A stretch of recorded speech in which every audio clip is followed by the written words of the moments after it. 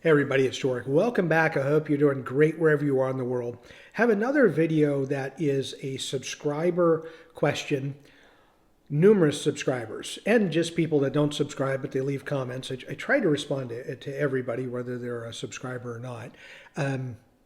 Asking the question, hey, I feel like I got screwed out of my rent deposit, or it seems like none of us are getting our deposits back, but the place was immaculate. It was left the way it was. We haven't done anything wrong, but we can't seem to get our money back. Or things changed on a contract or a rental agreement.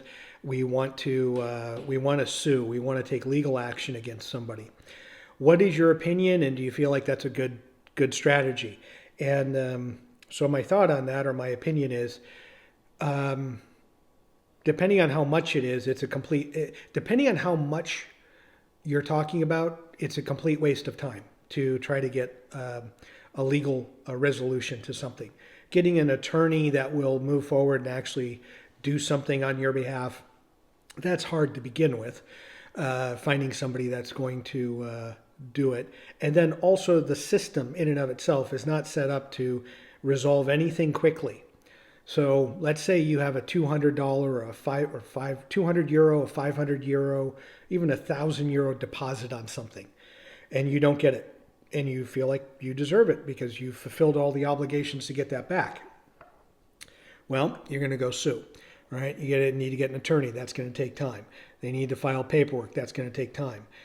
The Portuguese legal system, as I'm putting up some documentation for you to see here, is moving slowly is being nice to it. It moves backwards is what it does. It takes forever to get anything done there. And now you could probably pay some extra bucks to somebody to, maybe pay someone off to get a verdict or a decision, or get your information in front of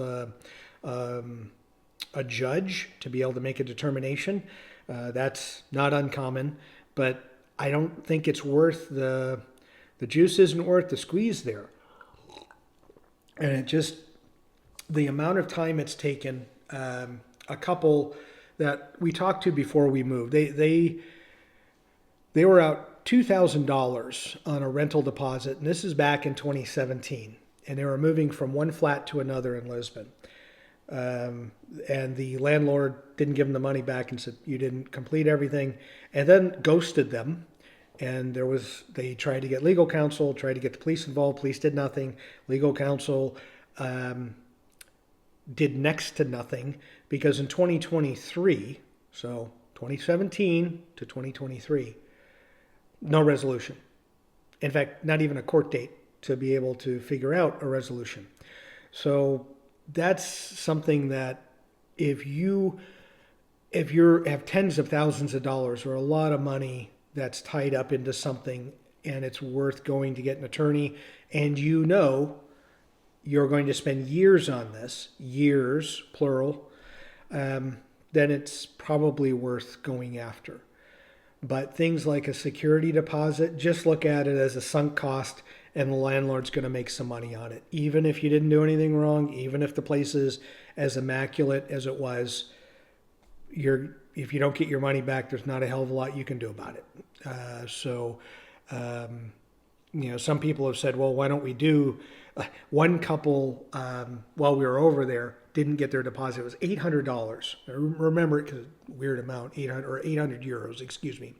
And they said, well, we didn't get it back, but we haven't given back the keys yet, so maybe we'll do 800 euros worth of damage and then leave. And I said, I would not advise that. That doesn't seem like that's a good way to go, because there may still be a chance that you get your money, and you don't want to have a situation where, I think that's a terrible thing to do first. Even if you're out the money, that's a terrible thing to do.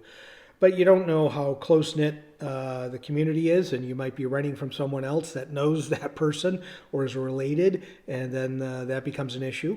Even though Lisbon's a major city, from what I'm understanding and talking to many of our neighbors who all have family in and around Lisbon, it's a very more close-knit, more people know people than what you may realize as a foreigner living there. But I wouldn't do that. But I wouldn't try to go through the legal system. Now that I've said all that, have you tried to go through the legal system, and what's been your experience? Have you been able to go through and get something right away and you're going, no, Joric, you're all wrong. The legal process is super easy and simple and streamlined? Or have you too felt like you've been screwed over by someone, went to take the legal route and you haven't gotten an answer? Or you got, years later, you're still waiting for a date to try to make an answer or get an answer. To me, that's a disheartening thing there. Portugal's not alone in that. So as I'm making this video, it's making it sound like I'm completely off on Portugal. I'm not. There are many countries that have a similar type of judicial process, or pay a few dollars and get some favorable verdicts. But if you're out a couple $100, you really got to look at it as like you're out a couple €100. Excuse me, I keep saying dollars or bucks. Just walk away from it, because if it's not worth it and all the legal fees and all the time, you're going to go nuts and lose your hair dealing with that stuff. It's just not worth it. You don't have that much time in your life to worry about waiting 3 or 4 years to maybe get a hearing, to maybe get a resolution. And in the end, there's nothing that says that they're going to side with you. They may very well side with the landlord and say, yep, we know you followed the contract. Too bad. We're still going to side with the landlord. Sucks to be you. That can be a result too. So if you're owed something, it's not like you immediately walk away from it, but if you sit down and try to do the cost benefit of how much it's going to cost to get that money back, if it's going to cost more to get it back, walk and just let it go and move on, and just try not to get too frustrated. Just know going into things, this is a reality if you're looking to move there. As always, thank you so much for watching and enjoy your travels.